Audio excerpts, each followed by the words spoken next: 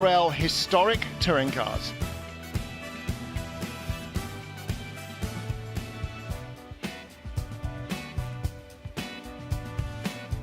Let's take a look at our grid then. After a fraught qualifying for some, Andy Middlehurst produced the fastest laps in his Nissan Skyline, ahead of the Sierra RS 500 of Thomas and Lockie. David Tomlin in a similar Cosy starts in third, and a similar car for Paul Hensley in fourth, and for the Browns in fifth place. The second Skyline, Simon Garrard qualified in sixth place, so unsurprisingly turbocharged cars right to the fore, ahead of the V6 engined broad-speed Capri, and more Capris and Ford and Skyline battles before we get to the first of the Bmw M3's Tom Holbrook lining up in 11th place on our grid. And we will start 58 cars in this, which will be a 45-minute true driver race. In cars where there is one driver, and that is a number of them, the driver will stay in, but they must all complete a pit stop with a minimum stationary time. Whether you've got one driver or two, it should be no advantage or disadvantage. And there are two separate groups of cars at theoretically a 20-second interval. The Banks brothers in their Alpha will lead the smaller capacity, so that is the up to 1300s, the Minis, and the up to 1600s, the Alphas and the Mark 1 Lotus Cortinas. So those will be the smaller capacity cars. Everything ahead of them will be bigger and faster, and in some cases considerably more modern, at least if you consider the 80s and the early 90s modern, and I'm afraid I do. So here is our rolling grid. Martin Haven and Alistair Douglas in a commentary booth waiting to be pinned to the wall by this, and at the front of the field some very recognisable liveries. Particularly you look at there at the Rouse Engineering, the Caliber Sierra RS 500. Andy Rouse, Tim Harvey and the like drove those in period, but the pole position car of Andy Middlehurst, not a livery familiar to British touring car watchers, although Andy's name will be for British saloon car fans, but it's a car that came from the Japanese touring car series, so that is a period correct livery as well. David Tomlin on the inside of row 2 of the grid, and Paul Hensley in a Skyline, the black car, on the outside of row 2. Safety car has pulled off, so this is all they get in terms of formation lap. The cars will be fine, the tyres will be cold, the brakes will be cold, the turbos will be at full boost going down into the first corner. Stand by for action. Race 3 of the Silverstone Classic, the Tony Dron Memorial Trophy for MRL Historic Touring Cars, gets underway with Skyline versus Sierra RS 500 as the story in the lead half dozen, and it is the green Nissan Skyline of Andy Middlehurst that takes control at the start, but there is contact immediately from the outside of the front row. The Caliber Sierra, the red, white and green Sierra as well from row 3 of the grid, among half a dozen cars, and that is the end of the race, I'm afraid, for car number 10, and Julian Thomas out of the car immediately, and that looks like it is going no further now. If the car can't move, Alistair Douglas, we may well end up with a safety car on lap 1. Yes, and we've got the second grid going through now, so it's a difficult time for the marshals there, but yeah, you're right, that car will need to be moved. It is quite a long lap here. It's taking them over 2 minutes, so they have got a little bit of time to get that car moved. I'm not sure whether there was another one involved in that. I think it was David Tomlin, the car, the red, white and green car with the dragon on the side. I think he was involved there. I don't know whether his car continued or not. Leaders go by the old start-finish line. It is a Skyline 1-2. Well, not sure if how we're going to pick the bones out of this. Watch the car on the right-hand side of the front row. It's on the inside. David Tomlin comes in deep in the white. Sierra with the green and red, and just gets into the tail of Julian Thomas, and around he went. Who got involved? The black Cosworth as well. Mensley. Yeah. That's what I was questioning, whether we had another car there that requires recovery, but Julian Thomas being pushed away by the marshals. He can't believe what's happened there. First turn of a 45-minute race. It's the age-old adage, isn't it? You can't win it on the first corner, but you sure can lose it. Andy Middlehurst leads It's a Skyline 1, 2, 3 because the blue Calsonic Nissan is now up to third place. So Paul Mensley is in second position behind Andy Middlehurst. No, he was out in that incident, or at least delayed. It's the Simon Garrett Advan or Yokohama in this country coloured Nissan. Then it's Rick Wood, who built the two cars at the in the second and third places. The original Japanese touring car from the period is leading. That's an original car. So the three Nissans it is who lead. In fourth place, it's the original Broadspeed Capri of Richard Kent. Well, three cars have come into the pit lane change for second place as the blue Calsonic car moves up into second. Three cars in the pit lane below us, and that will not be their regulation driver change. That will just be to get things sorted out. So, yeah, with all of that confusion down at the first corner, it looks like the marshals have got rid of everything. Now, Andy Middlehurst on your timing screen showing dropping down to third place, but the Mark 1 human eyeball shows that he is clearly still, there he is, in the green Nissan, leading the race. So I'm not quite sure what's going on with the timing there. Transponder, I think, yeah, that one, now Martin. He's popped back up. Yeah, the timekeeper's working hard to put him back in his correct position. Yes, now that may happen every lap, so don't pay too much attention then to the timing screen. So Rick Wood in second place in the blue Calsonic livery car now. He's taking an odd line there out of Copse Corner, and you can see from the flame-spitting exhaust on the overrun why these cars were nicknamed Godzilla when they arrived in the Australian Touring Car Championship. They raced very successfully in Peter Jackson tobacco colours and dominant force in the championship for 2 or 3 seasons. A flame-spitting monster from Japan, well, of course it's Godzilla. That's where the name came from. And these cars blowing out the unburnt fuel from the exhaust on the overrun. That shows how rich they're being fueled. Didn't quite have the electronics that a modern turbocharged engine would have. So it was just pump fuel through at whatever rate you can. That means when you're on full boost, it won't be too lean. And if it's too rich the rest of the time, yeah, well, it's only racing fuel. There are other issues like trying to rebuild the engine.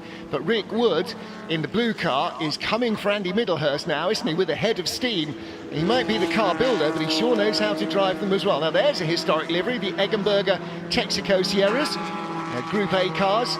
They were very, very dominant cars in their era, like Sir Klaus Niewitz, Steve Soper, and the rest racing those cars. In fact, they went and dominated at Bathurst in the 1,000-kilometre race there, as well as winning the European Touring Car Championship. So the Eggenberger team with the black and red Texaco Sierras, very, very strong cars, and winning in the European Touring Car Championship. Change for the lead. Rick Wood goes through ahead of Andy Middlehurst, not on the timing screen, but again on the eyeball, but he outbrakes himself going down into Brooklands. Goes past Middlehurst, who whips the cape out of the way, lets him go through, and then cuts back as he runs out wide, as Andy clearly knew he was going to do. And these cars running their period four-wheel drive systems, which obviously is a massive advantage in slippery conditions, but nice dry track today.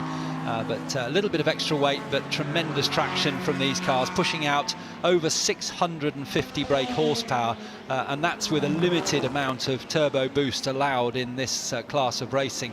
They could turn the knob up. They do have a knob in the cockpit, and they can turn it up, but not allowed to for this class. So yes, it's Rick Wood, the Mark expert, who built his own car and the one in third place of Simon Garrett, but the one in between, the green one of Andy Middlehurst, an original car from the period 1993, down into Stowe Corner. They pass one of our under 2-litre touring cars, the old Ford Cortina with the Lotus engine, the familiar dark green stripes down the side of the car. Into Club Corner they go.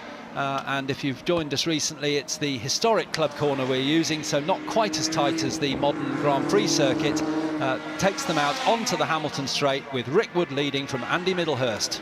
Nice battle shaping up in third place, because at the moment it's a Nissan 123, but look at that Advan car in third place, the red and black machine, the STP Taisan car, under pressure from the Broadspeed Capri. Now that is a late 80s turbocharged car versus a late 70s normally aspirated purebred racer. So the Broadspeed Capri probably has the cockpit centre section from an actual Ford Capri. The rest is purpose-built racing machine, and that is a normally aspirated Cosworth V6 engine designed and developed for Jochen Neerpasch and the factory Ford team. He ran the factory Ford team in the European Touring Car Championships.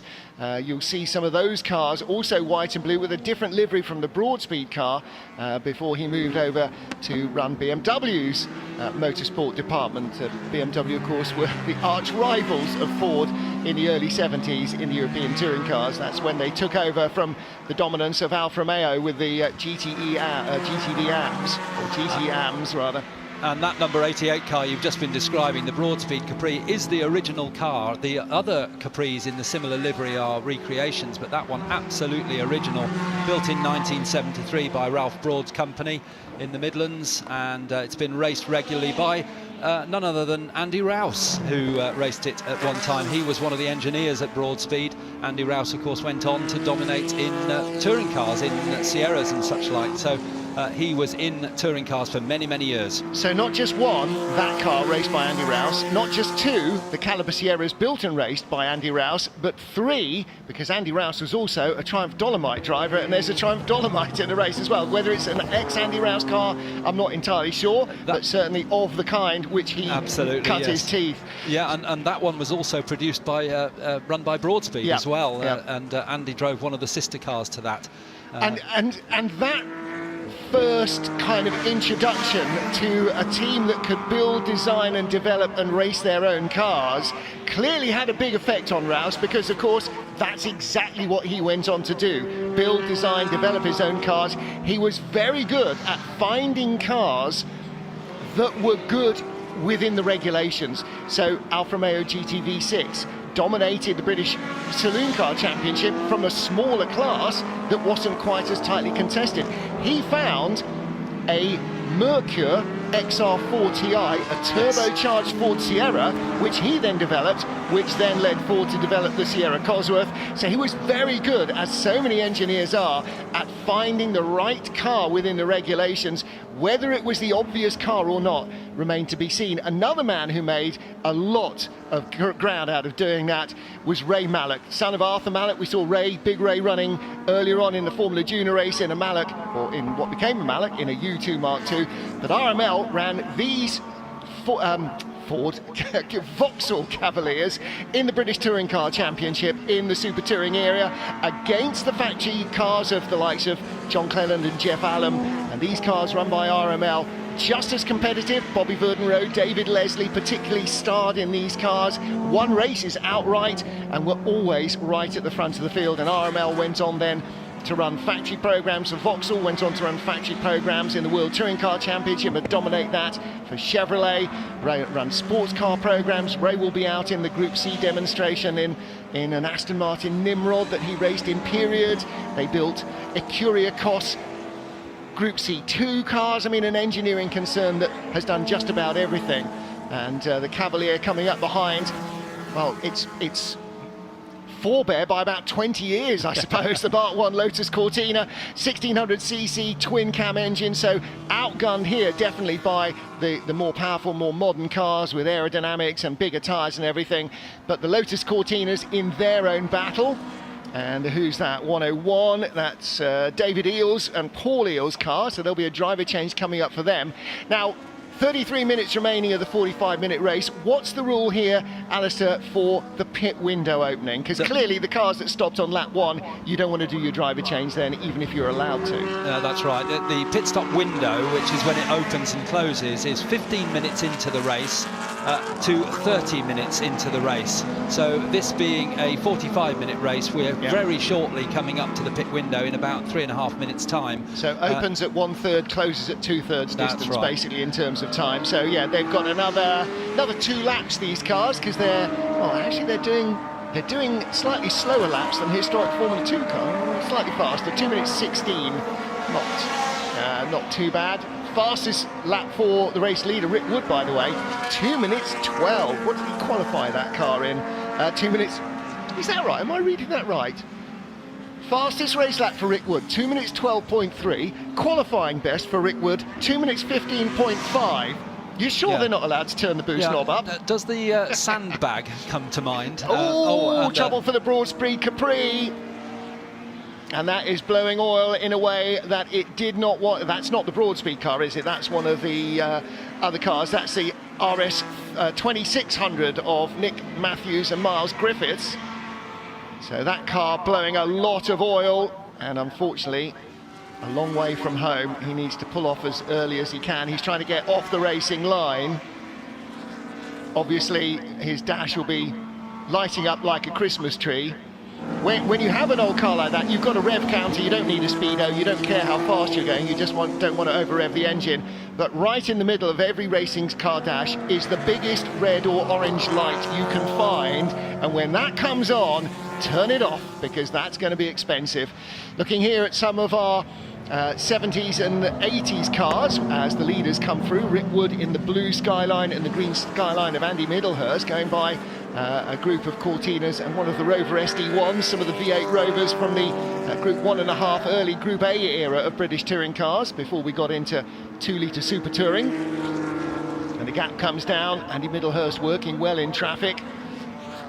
Andy Middlehurst, very experienced driver. He was a champion in production saloon car racing some years ago. He's a Nissan dealer in the Northwest, and also these days, apart from racing this car, he also races in the pre-66 Formula 1 cars and has had many wins in that as well. So very experienced driver. We'll see him in a Lotus 25 later on in the weekend, and as you say, production saloon car champion a number of years in a row, actually in a Group N Nissan Skyline. So he started in junior single-seaters, as so many do, kind of hit the ceiling and transferred into the National Saloon Car Championship, not the British Touring Car Championship, and so that was for production-based races, and he really made a name for himself there, and that association with Nissan has kept him going in his private life and in the business world, and around the outside he goes as the Bastos Volvo gets in the way of Rick Wood.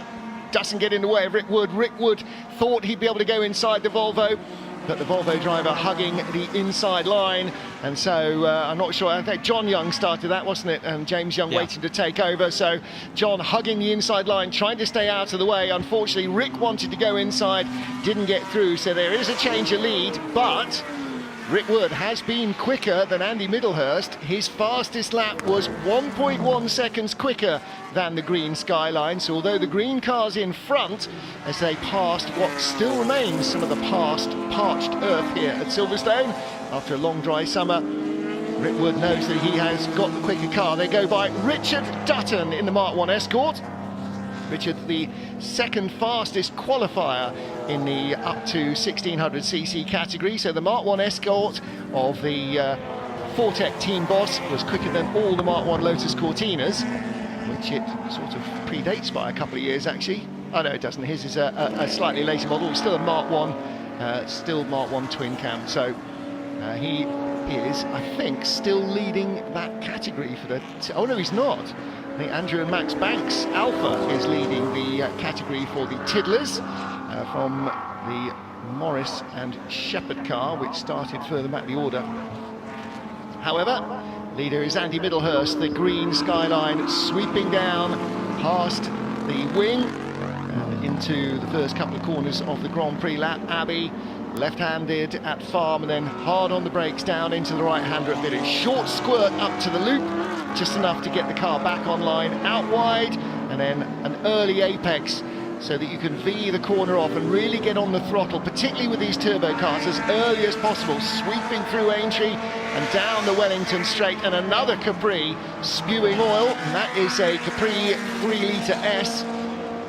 I can't tell which one from the glare on the bonnet, but unfortunately that should be heading to the pits as well. That does not look like a healthy Ford.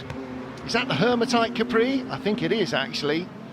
I think that is the car that we saw with John Spires and Ollie Hancock. It is, I think, heading into the pit lane. Now then, pit window is open, so pit stop is coming in. It isn't the Hermitite car. It's the number 70 Marcus Jewell Capri. Right. Although the Hermitite car has also come in right behind it. So one of the two Capris that's just come past us for driver changes also needs an oil change or a nappy or something to tidy it up underneath, because it was losing a lot. Richard Dutton comes in as well. He is driving single-handed, and in comes the Broadspeed Capri from 5th place, the Pearson and Brundle car. And started in 10th. And that Gary Pearson will be handing over to Martin Brundle's son, Alex Brundle, who, of course, in his own right is a very successful racing driver. And Gary Pearson will hang around for a few minutes and then take over the car from his brother, number 79, the Ecos Cavalier we were talking about earlier. That's being currently driven by John Pearson. He'll hand over to Gary. So Gary will get a drink of water, and that's about it. Yeah, absolutely. Well, it's an hour-long race, but 45-minute race rather. But he'll do two roughly, a slightly shorter stint, a slightly longer stint. One will be about 15 minutes, 20 minutes, and the other one will be a little longer. So Andy Middlehurst leading, but Rick Wood closing right up. Here are the front runners. Another Escort Cosworth now. Is that? That's Escort Cosworth, Sierra Cosworth. That's Martin Stretton, isn't it? Yes, it is, yeah. Martin Stretton with a bonnet pin loose. Well, time for a pit stop then. He will see that flapping, and he won't flap, the team won't flap, but if he comes, when he comes in, they can refix the bonnet pin or have a big sheet of gaffer ready. First of our minis is in the pits. Now, when will the leaders pit? That might make a difference. They're going by the Chevy Camaro. Normally, Andy Middlehurst will do the bulk of the race. That's how it normally pans out with this car. Jonathan Bailey, the owner of the car, will take over towards the end, Andy being the quicker of the two drivers.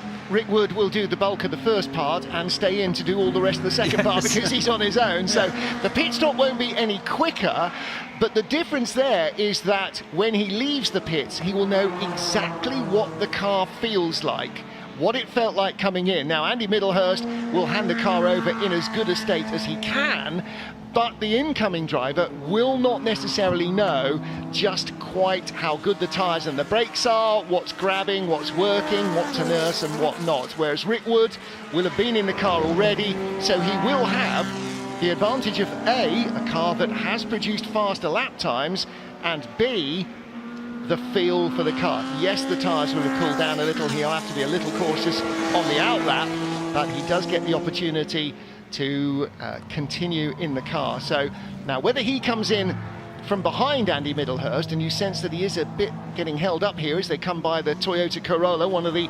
1600cc cars. Into the pit lane comes Martin Stretton. I wonder whether that car is going to adopt at some stage a historic livery. At the moment it's Martin Stretton Racing, so a bit of white and green. And Neil Brown's Lotus Cortina comes in behind it, the car that qualified third in the under 2 litre category. There's Stretton's car. They will need to reattach the bonnet. And Rick Wood looking to take the battle to Andy Middlehurst. Rick Wood just 0.2 of a second behind. 2 minute 12.387, his fastest lap. 2 minutes 13.4, Andy's fastest lap. Right now they're both lapping in the 2 minute 14s as they catch and pass traffic. And Alistair now in the pit lane. Martin Stretton's team will look at the bonnet and hopefully do a little bit more than look at it. Other than that, the car seems to be in fine form. You've got the air blowers there to keep the oil coolers and the intercooler cool. Nothing for the driver. Fill her up, Governor. Oh dear, now then, this looks a little bit more than a standard stop. Stretton is a great car preparer and builder as well as racer, and he's clearly got a few concerns. I wonder if it's been overheating because the airflow's been disrupted by the bonnet flapping. Into the pits comes Rick Wood. So from second place, the blue Calsonic Nissan coming down the pit lane. And Andy Middlehurst stays out with a lot of traffic in front. And that's why Rick Wood pulled in, I think. He's got the advantage, in a way, of because he's driving solo, he can choose when he comes in, and he could see that bulk of traffic up ahead and probably thought this is the time to call in. Whereas Andy Middlehurst, if he's agreed with Jonathan Bailey that they'll do unequal stints. He's pretty much committed to driving to the point where he's done the bulk of the race. So Rick Wood now parked up again, the blower at the front, because so much heat sinks out of the turbocharger. They need to keep the whole area cool as best as they can. Yeah, as they were described, those cars with the hair dryers, well, they do a lot more than dry hair. They're running at around 1200, 1300 degrees Celsius. So those cars need to be kept cool. The leader actually was just catching a really interesting bunch of cars, including what's unique in this field, an Opel Commodore GSE, a Commodore B, one of the late 70s versions, and a couple of other bits of interesting mobile chicanery as far as he is concerned, including the BL livery Dolomite Sprint, Triumph Dolomite Sprint you saw. That, I think, has actually just come into the pit lane. The Volvo's come into the pits as well. We are seeing quite a lot of pit stops. Pit window opened at 30 minutes remaining and will close with 15 minutes remaining. So although we have an absolutely gargantuan field of cars, 58 starters, and only a couple have fallen by the wayside so far, it shouldn't necessarily be too busy. And if you're parked around a team that's got 3 or 4 cars near you, you will try and make sure that you kind of coordinate with them as much as possible. If you're coming in on this lap, we won't come in until the next lap, and hopefully we won't be tripping over each other.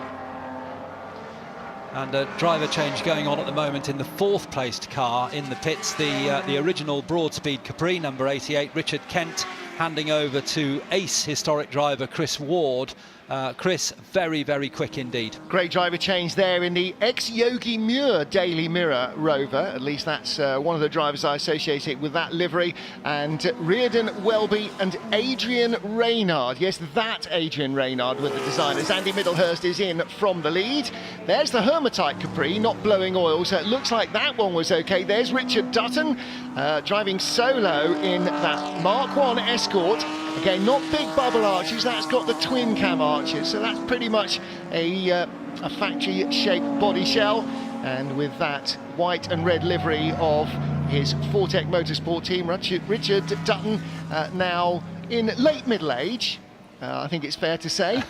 He and his arch rival, and in a number of races actually car-sharing buddy, Neil Brown, both gentlemen of a certain era, who are still super competitive. Neil Brown, the engine preparation guru, of course. Richard Dutton runs Fortec Motorsport and has done for a couple of years, and both of them still arch racers. Well, there's 2 generations of racing forward. The Mark 1 Escort from 1969, and the Hermitite Capri from nearly a decade later, 1977, so that's a Capri Mark II. And then another 2 generations on, past the Capri Mark III, the first of the Jelly Mold Sierras coming up behind, the last of the rear drive Fords in the big family market. And you can see, look, the Sierra gets by with its turbo power, but the Capri with 3 litres struggling to get past the 1600 Escort. And that twin cam Escort is still such a nimble device in the tight and twisty stuff. The Capri just cannot use its power. So Ollie Hancock, again, extremely good professional race driver and very good in historics in that Hermitite Capri, who is, I'm going to say this now, possibly a third the age of the man in front of him in the Escort, struggling to get by. But it is the Capri that's blowing out a lot of oil smoke, so the team will want to look at that after the race, not just because it will need topping up with oil, but also because Capris, well, any car really shouldn't be doing that on a racetrack. They will not be very popular with anybody else. Anybody who's following that Capri will see the gold tail end of the car through a very oily windscreen. Now then, pit stops have continued. Rick Wood has been in and out, the fastest man, the man who is in 2nd place, and Andy Middlehurst should by now have handed over to his driving partner Jonathan Bailey, and the green skyline should be back out. Alex Brundle at the wheel of the number 7 Capri that he shares with Gary Pearson, and they will be sharing Brundle's own Ford Mustang, the Brustang, if you like. later on in the meeting. A car that Alex has bumped his head on the wheel arch of a couple of times, trapped his finger with a socket wrench, hit his thumb with a hammer, and otherwise, quote, helped, unquote, with the preparation of. But this car, he's got into as a pure racing driver. Did something just fall off it there, midway through the corner? I think it was a bit of rubber off the Yes. track, wasn't it? Bounced up so. behind him, yes. We get bits of rubber come off the sides of the tyres and build up at the edge of the track. And be interesting to see how Alex does now, because as you can see on your screen, they're up in 5th place, Gary Pearson having started that car. Also watch out for the other similar coloured 88 Capri, now with Chris Ward driving, very quick indeed. They're running in 7th place, but this couple of laps, well, one lap really, a long lap, so they get themselves sorted out, but one lap after the pit stops take place, the order has shuffled. We don't really get a true idea of the distances between the cars, but what we can see now, the 2 Nissans are back out. In fact, all 3 of them back out after their pit stops, and Middlehurst is now over 10 seconds. It'll be now Jonathan Bailey on board, 10 seconds in the lead. Well, we need to get back to the Alex Brundle battle, actually, just as we cut back to a battle further back. Is that Brundle? Has he just gone through? No, that's No. A little further back. That's Chris Ward. That's Chris Ward. In the Broadspeed car, yeah. Yeah, just behind. Brundle in 5th place right now is right behind car number 10, David Tomlin, and I beg your pardon, car number 80, David Tomlin, and that is the battle for 4th place. Brundle was about 1.5 seconds back. So there is a very good battle going on. Brundle in the number 7 car, but he's chasing a Sierra Cosworth, so it's a little bit of an unequal battle. There is really no honestly good reason why a 1970s broad-speed Capri should be able to outpace a Sierra Cosworth, but he's got by because this is David Tomlin in the Sierra Cosworth in the pit lane. Now, was he up there because he had yet to stop? Yes, it was. He's Right. the last stopper. Right, and does it with 1 minute and 20 seconds left.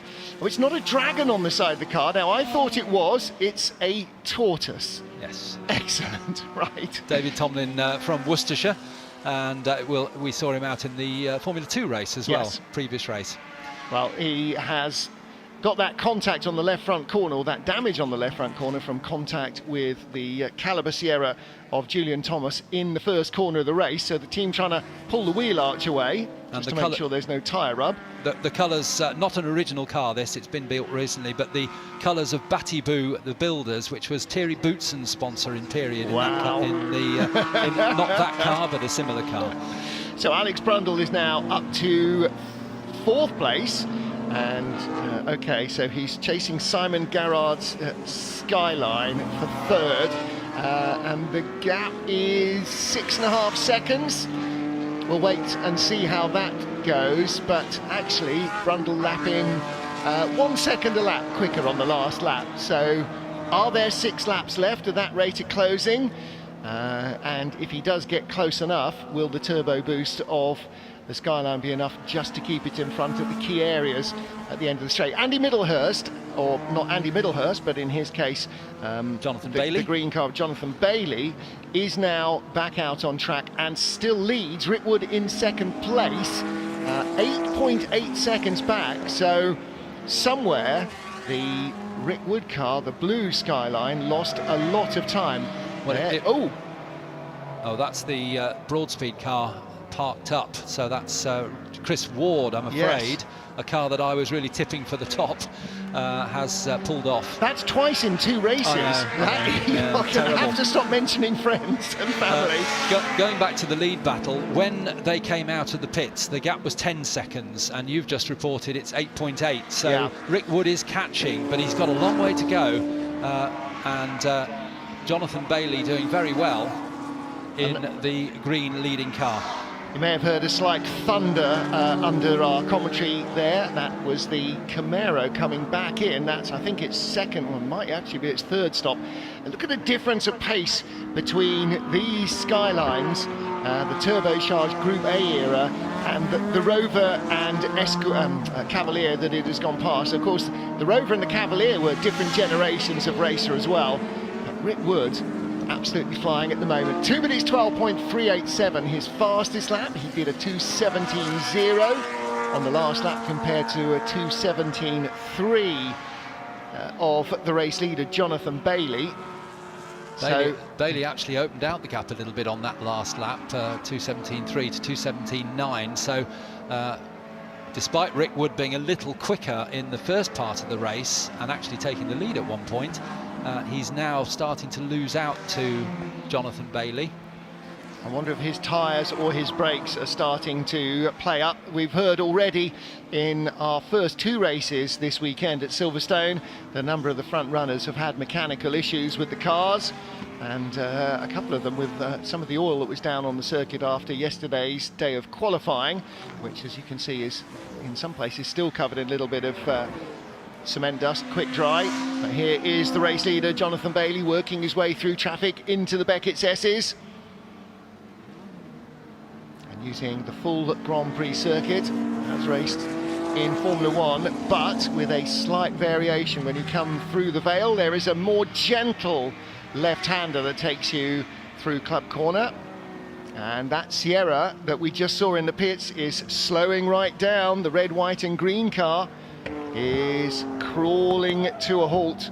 So that is the car of David Tomlin that was in that first corner incident. That does not look like a happy car. And a battle we should be focusing on is 4th up to 3rd place, because Simon Garrett is being caught by Alex Brundle now as a puncture for David Tomlin. That's really unfortunate, isn't it? Well, and that's really ironic, considering that he's only just been into the pit lane and the team have sort of tried to move the wheel arch off the tyre, so he may well have been smelling a lot of tyre smoke through the race. And of course, when you have contact like that and it pushes the wheel arch in, often it will start to dig into the meat of the tyre and eventually gets down through. BMW 1800 TISA goes through. There's only one of those in the race, and that's in the 2-litre class for Gordy Much and Alistair McCaig, the boss of Acuriacos. Coming towards us, the Alfa Romeo Sprint Veloce, the red car being driven by Dickie Mead, and he shares with Jeff Gordon. Again, only one of those in the race. And Martin Stretton's car has boiled. Well, Stretton clearly was worried about more than just a loose bonnet, and I do think perhaps that the loose bonnet was disrupting the airflow, so vital for cooling these turbocharged engines. You think, well, surely more air is getting in. Yes, but less air is getting through. That's what those vents on the top of the bonnet are for, to allow the hot air to escape as the cold air comes in. So that might well have been the problem.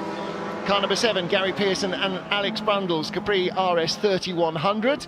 Still in 4th place. It is a turbo Nissan 123 and a car from an altogether different era in 4th place. This car dates back to 1975, so some 15 years, which is kind of 3 generations of touring car rules at least, behind the turbocharged Nissans that are ahead of it. And he's catching Simon Garrett's Nissan. This is for 3rd place, the 3rd step on the podium. So Alex Brundle has got in the car and has gradually upped his pace. He's now over a second a lap quicker than the Nissan in that number 7 Capri.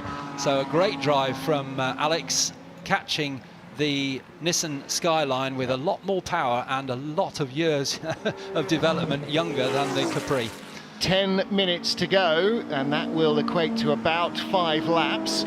So Brundle with a head of steam, and the gap between them at the beginning of the lap, which we're now 2/3 of the way around, was 2.3 seconds. That is more like 0.9 seconds. And coming down, a Hermatite BMW and a Acuriacos Capri, a Labatt's BMW as well in front. So all sorts of different eras of touring cars in this field and this battle as well. A 90s turbocharged monster versus a Cosworth engine 70s fat tired racer, and Alex Brundle driving this car in exactly the way that its maker intended. The broad-speed Capri, broadside almost, as he hoves in for 3rd place, right behind the Nissan of Simon Garrett. And he's looking to make a move, goes by the BMW M3, the E30 car that was so successful in the DTM and then in the British Touring Car Championship in the 2-litre class. And Mark 1 Lotus Cortina right in front, and I think that is Neil Brown's car, in fact. So Neil Brown, the engine. No, it's not. That is 341, the Balfe and Ashton car. Sean Balfe is at the wheel of that. They go either side. Brundle with the inside line. Doesn't have the traction. The long way round there for Simon Garrard worked, who is able to keep the momentum up. He's got a 70s BMW and a 90s Cavalier jockeying for position in front. Where does he go? Is there room on the inside? There's not. He's on the inside. Brundle's going the long way round the outside, and he has the inside line into Luffield, and that will tighten. The BMW can't hold the line, drifts out wide. This is going the way of Brundle in the number 7 white and blue Capri, and the Cavalier stays well out of the way. So does the Opel Commodore GSE on the outside, and Brundle's up to 3rd. Made really good use of traffic there, and that's the razor-sharp instincts of a modern prototype race driver. Alex Brundle goes through for 3rd, but can he hold it? Interestingly there, the car that slowed, as you described, the Cavalier, was of course the car that that's being driven by Gary Pearson, who started Alex Brundle's car. So he was watching his mirrors and thinking, I don't want to slow my own car down. He was definitely staying out of the way there, wasn't he? But again, you can see Simon Garrett using that turbocharged power of the Nissan to come back on a short run from Cops down into Maggots. He was in front into the Beckett's S's and is in front on the straight. So they've got a Mark 1 Cortina, they've got the Triumph Dolomite in front of them, but again you can see the pure grunt of the Nissan. This last part of the lap, unfortunately for Brundle, really plays into the hands of the Japanese car compared to the Capri. The Capri is better in the medium to slow speed corners, so he's going to have to be wits about him in traffic. Here we go, looks to the inside again, and it's a drag race. If this was the last line, Brundle would get it at the line. There's not quite enough room for the Nissan to come past, but as the Cosworth G engine wails at the top of its rev range, the turbo boost kicks in and the Nissan sweeps around the outside to go back to 3rd at the start of another lap. 6.5 minutes to go. 3 more laps of this action to decide the final podium spot. Into the tight right-hander at Village, and Simon Garrett stays ahead. But will Alex Brundle try for the different line through the loop that leads out to Aintree? No, he stays behind. Now he's thinking ahead, where as they pass Richard Dutton in the Mark 1 Escort, they're now looking all the way down the Wellington Straight to the left-hander at Brooklands. No cars immediately in front of them, but there are slower cars ahead which they might catch at Luffield as they turn into Brooklands now. The Nissan still in 3rd place, just ahead of Alex Brundle in the Capri as they turn through the right-hander at Luffield, which continues a long way round to the right before they can get back on the power again, passing that little Mini as they blast past. He must have been interesting looking in his mirrors there as those two cars coming down on him. Now they're onto the old pit straight down towards Copse Corner, turning into the right-hander, but Simon Garrett just managed to pull out a little gap on Alex Brundle in the Capri. Well, its big advantage, the Nissan, is in a straight line, isn't it? Picking up off the corners. Once the turbo comes in, it just picks up its skirts and flies. Normally aspirated Cosworth engine in the Capri. The GAV6 is just struggling a little bit breathlessly to get that instant acceleration.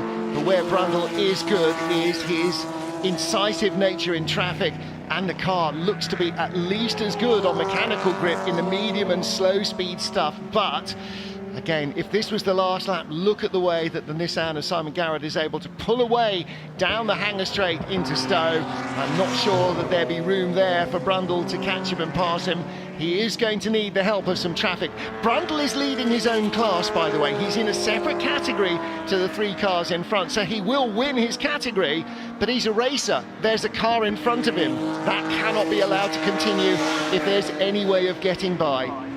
Other class leaders a little further back. In 9th place are the Pearsons, which is their invitational car in the Curia Cos, and there is the 2nd place car of Rick Wood. So the battle that was for 3rd is now the battle for 2nd, and Garrett and Brundle will come through. Rick Wood going very slowly indeed down the Wellington Straight, and that's the 3rd race in a row where a car from a podium position has disappeared in the final 5 minutes of the race, and Rick Wood has ground to a halt. They are all going by him. Even the Minis are overtaking the Skyline. and another slower car behind actually, but I was about to say that Rick Wood had got within 2 seconds of the leader Jonathan Bailey. I didn't say it, so he can't blame me for that one. But you thought it. I did think you it. Thought it. Yeah. That's unbelievable. Normally you have to actually verbally curse them. Alistair is achieving a whole new layer of Jedi mind curse. Simon Garrett then in second place. So Andy Middlehurst in the pits will be crossing everything that teammate Jonathan Bailey doesn't have an issue. So the Calsonic skyline rolls to a sad end, and that is it for Rick Wood. Started 9th, was 2nd, had led, but here is our race leader. 3 minutes to go, and that will be another 2 laps, won't it? It'll be this plus 1 more. Yes, it will, as he comes through. He's well ahead. The gap now to second place around 35-40 seconds because of this retirement. Rick Wood there getting out of the car, just shrugs his shoulders, doesn't he? He builds the car, so he'll probably know already exactly what is wrong with it. It may be a turbo gone. And often with the drivers, you'll start to feel something, or you'll start to hear something, or you see that the temperature gauge is really starting to climb, and you're just going, oh, come on, baby, hold on, hold on, hold on. And then eventually the warning lights come on and you go, okay, that's it. Job's not a good one, you know. Again, within the final 5 minutes for the 3rd race in a row today, one of our podium finishers has pulled off at the side of the track, and that means that this car here, started by Andy Middlehurst, now driven by Jonathan Bailey, that is the race leader. Simon Garrett driving solo in second place in the STP Tysan Skyline, the black and red car, and right behind him in his wheel tracks, Gary Pearson, Alex Brundle, Broadspeed Capri, there it is, car number 7, that is in 3rd place. So moving up to 4th position now is car number 85, that's the Daniel and Sean Brown, yellow, white and black Ford Sierra Cosworth. We haven't spoken about that much because, frankly, it's been all hell going on at the front, so the minor positions. Well, there you can see Max and Andrew Banks's Alpha, I think, which are they still leading in their category? I think they still are, yeah. They're leading the under 2 litre category. They're the brothers that run Alphaholics, an absolutely dyed-in-the-wool bunch of Alpha nutters, tuners, developers, resto mod fans and racers, and it's a very interesting combination as well. 12th place, Nick Well and Lionel Abbott. Now, both were touring car racers in the same period. Nick raced in the British Touring Car Championship, particularly in the Auto Trader BMW M3. Lionel Abbott, like Andy Middlehurst, a production saloon racer, most famous perhaps for his prowess in Saabs. So a big fan of the turbocharged cars.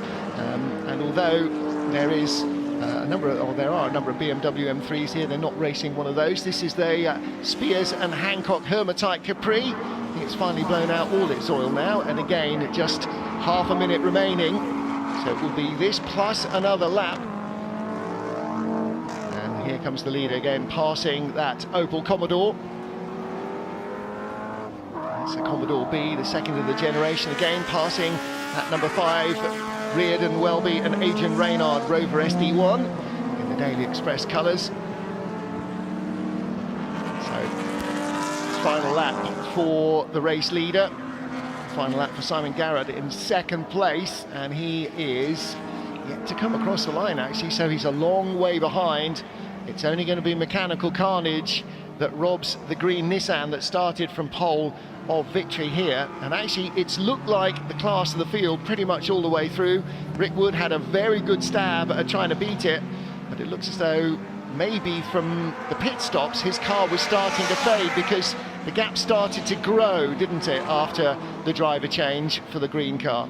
But then Rick Wood fought back and got within 2 seconds, but clearly not destined to finish. And out of the 3 Nissans in the race, 2 of them modern recreations, the one that's leading is actually the original car. So it's great to see a car that raced in period there right up at the front, making his way through. Jonathan Bailey being very, very cautious through the traffic now. He's taking wide lines, he's letting cars in front of him, he's no rush, he knows that he's 40 seconds or so in the lead. He'll have had that from his pit board, and coming down the Hangar straight.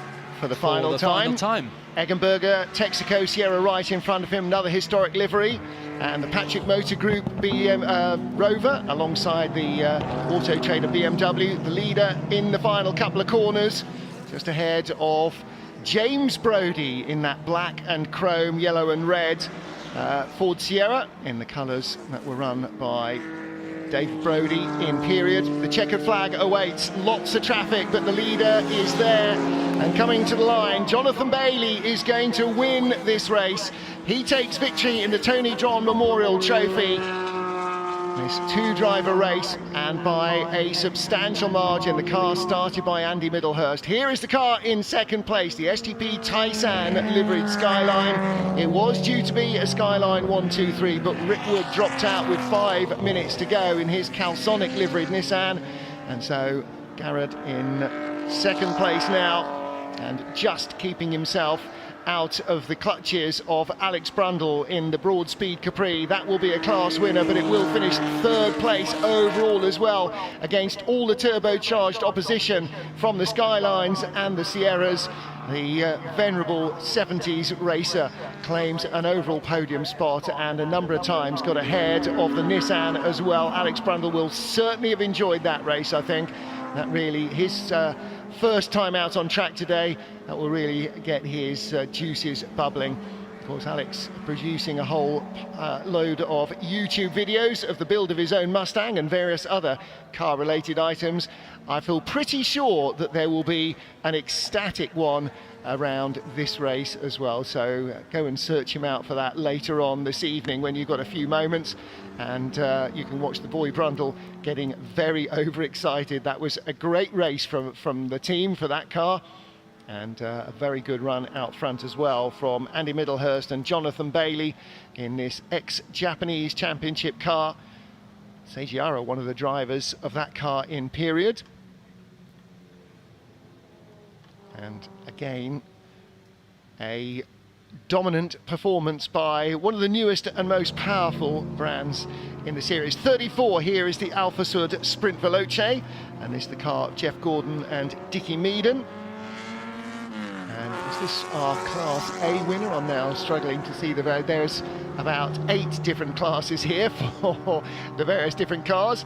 That is a genuine factory car, though, prepared in period by Auto Delta, raced in the Tiddler category in the European Touring Car Championship. Max and Andrew Banks of Alphaholics winning their class. There you saw that Alpha GTA coming in. And there's Andy Middlehurst. You see him in an ex-Jim Clark Lotus 25 as well in the pre-66 Grand Prix car race. So Andy Middlehurst doing the first stint in the green Skyline. Going to grab a bottle of water. And there is the Daily Express liveried Rover, raced in period by Brian Yogi-Muir in the, what was then Tricentral British Saloon Car Championship. And at the side of the track, James Slaughter's Mark III Capri. Well, there is the second place car of Simon Garrett. He got all the enjoyment out of that. Tell you what, I bet he sweated a little bit there as well when Alex Brundle was all over the back of him. There were a few times where he thought third place might possibly be gone, but had just enough in the Nissan to get his nose back in front and keep it there. There's Alex. Talks a good race, as those of you who hear him on the Sky F1 support race broadcasts will know. Drives a good race as well. He's not a retired racing driver, everybody. If you're looking for a good peddler of historic or modern cars, then there's your man.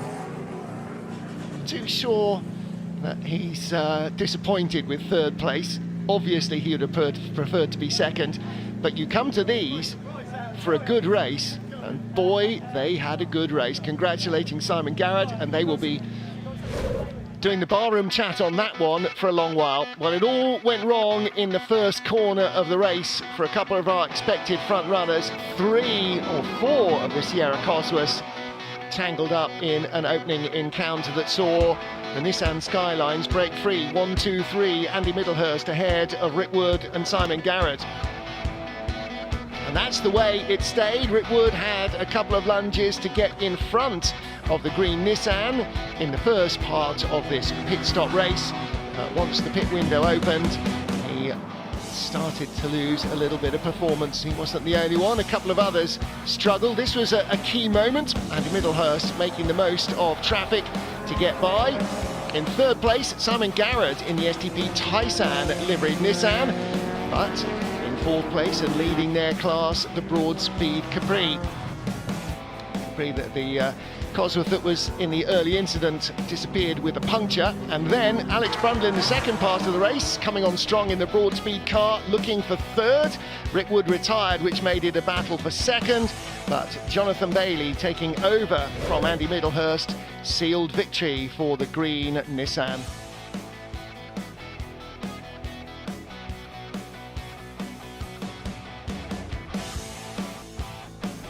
Well, it's a busy pit lane and lots going on all over this Silverstone circuit. Honestly, sometimes I don't know how there's time with all the racing to look at anything else, but then you look at what else is here, and sometimes I think with everything else that's here, I don't know how anybody ever gets time to watch any racing. We need to make this an entire week so that we can spend a couple of days in the car park, a couple of days looking at all the club displays, a couple of days with all the food, drink and trade stands, and then a couple of days of racing. Can we do that next year? Can we have a week for the Silverstone Classic? I think that's definitely what's required. And if you've only got tickets to come for one day, then you're only scraping the top off. Andy Middlehurst and Jonathan Bailey claiming victory ahead of Simon Garrett, with Gary Pearson and Alex Brundle in third and winning their class.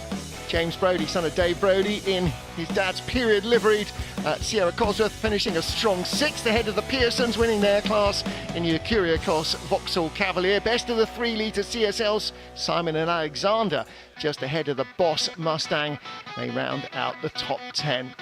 Well, Rick Wood ending up with 12th place, but that is a consolation prize. There will be work to do on that car before their second before it's able to go back out again. He's got more to do.